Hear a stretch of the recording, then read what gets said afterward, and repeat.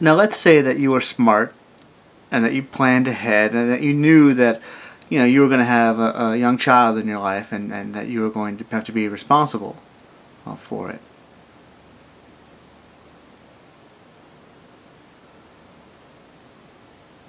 So let's say that you were thinking ahead and you put some money aside for a college education for a brand new child at basically the moment they were born. And let's say that you were able to somehow scrape together $3,000 out of that 11,000 plus that you'd probably be spending that year. And you decide, let me go ahead and put this money away for college. So until they go to college, 18 years, and then you get a pretty good rate. Historically speaking, nothing great, nothing super, but well above the rate of inflation at 7%. And that, of course, since it's such a small amount of money, you're only able to find something that compounds at once. Obviously there's a lot to be gained from compounding it more than once per year, but until you're talking about good sums of money, it's better just to assume just a small number. Well, when that child turns 18, you'll have saved about that much. A little over 10 grand. Okay, it's nothing to sneeze at. We'd all love to wake up with 10 more grand tomorrow than we had before. But, when you look at the cost of college, that's going to go real quick. But let's think about now, back to that pyramid, and think about what's the goal of all this money. Why are you spending this $296,000?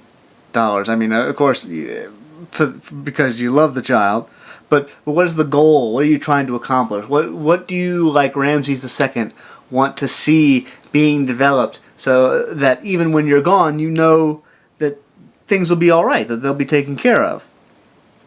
What's the security? Now, I want you to think about what are you insecure about? What will they be insecure about at your age? And think about just how much good this money could do if it was really allowed to sit there for a while. So let's say that instead of giving our kid 10 grand for college, we held on to that money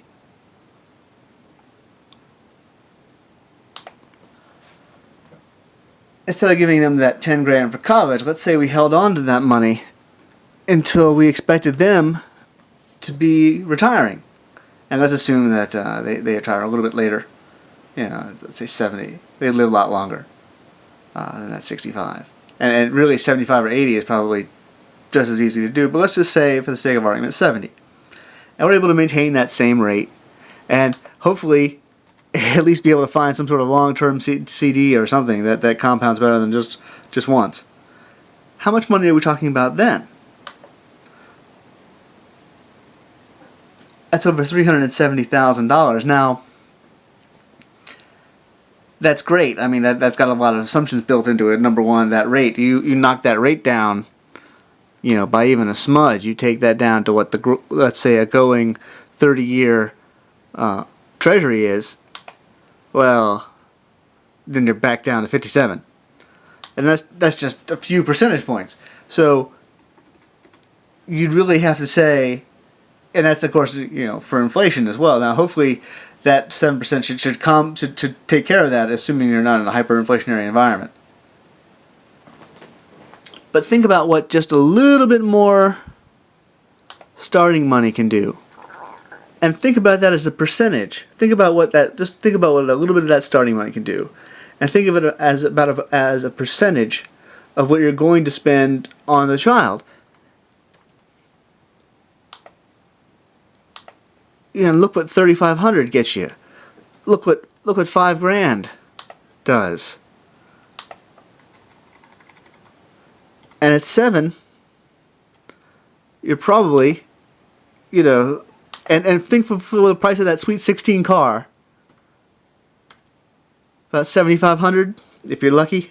If you don't have to buy anything new.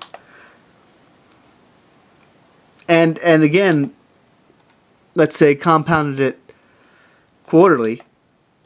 Okay, $965. You get the idea. But let's think back real quick to our personal pyramids. Let's think about those things that they go beyond just the comings and goings of one person. And think about your personal pyramid goal, or let's say eliminating polio, or putting a man on Mars, or anything that requires that kind of huge capital investment. Well, for $200 in 200 years at that 7% compounding quarterly, over $200 million. Now, who's to say what's here in 200 years? Maybe nothing. Maybe everything. I like to think that there are things that are definitely older than 200 years. This country being one of them. Certain freedoms. I also think there are certain things that, are needed, that were needed more than 200 years ago, and were needed more, far beyond 200 years, like food, water, power.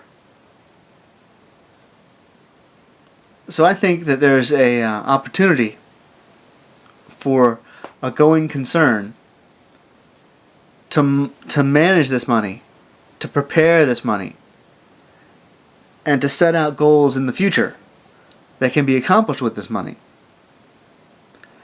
And that at a bare minimum, we've definitely proven that within the human lifetime, there is something, i.e. your children's retirement and your grandchildren's future, that you could purchase for very little, considering what you're going to be putting to it anyway, if you had it up front and could put it into some sort of tool like this. Now, whether that tool is, unfortunately, you can't issue a municipal bond. You're not a government entity. You could release some sort of corporate bond. You could set up some sort of index fund. You could be a financial services guru. You could charge people access to some sort of site. You could just blog about what you buy and don't buy.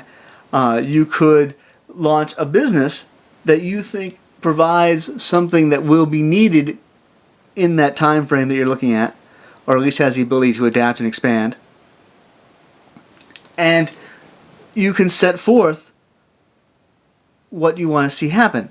Now, obviously there's a certain amount of, you're not going to be there to see it happen. But there are things that are so important that consideration is outweighed. Especially when it compares to our first case, which is your children.